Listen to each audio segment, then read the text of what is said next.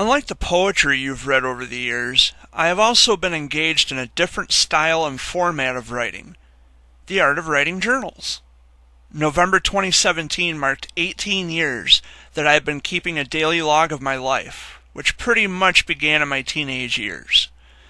Throughout the early to mid-90s, as a child, I would enjoy writing riddles and drawing pictures of random different things that I would notice, the road signs we would pass, and the names of the different towns and cities to and from Lansing when I would go for my cancer checkups, the turning beacon light at the airport on Owasso, pretend weather maps as depicted on WJRT television, and for the most part, stories I would make up, which would make absolutely no sense at all. But it was fun. And as I was growing up and developing through the 90s, I had discovered that by the time 1999 rolled around, it was time to really and truly get serious about writing. As I've described before, I was always the outsider and never fit in with the crowd or the gang or whatever it's called these days. I always had a certain way about me that was different.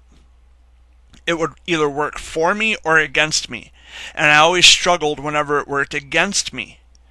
It would depress me, and my mother always wanted me to chat with a counselor or a therapist. Not that that's necessarily a bad thing considering the circumstances, but I never enjoyed opening up to complete strangers. I dealt with things in my own way, even if it depressed me or tore me down. I guess I never really understood the idea that I had assimilated that trait early on with battling childhood cancer. I was tough enough to battle that monster even at the age of 2. I guess I never really learned how to beat the monster of depression.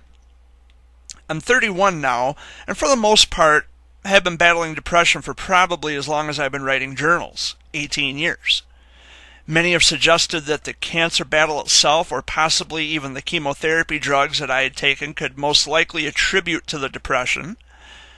Well, I'm no psychiatrist, so to be fair, I couldn't place or pinpoint an appropriate prognosis of my mental state, but I do know what I've been through in my life, and opening up to strangers, such as a counselor or therapist, was just not in the cards for me. So my mother had bought me this little black book with blank pages in it, and she always told me to write down anything and everything that was bothering me. So, I guess you could say that I started off writing a diary rather than a journal. I had no idea that I would carry on for this long with keeping a written documentation of my life, but I would fall in love with writing later on in my teenage years, and now that I'm a young adult in my early 30s, that love has never left. In a poetic sense, my journal has never let me down. Contrary to that, I think I've taken most of my focus and attention off writing. I'm not as disciplined about writing as I used to be, but boy, I sure do love writing, and I miss the enthusiasm. So far, I have a good solid 18 years of writing under my belt, and if all else in life should go wrong, I will always know that I have a friend and a home to come back to. My journal.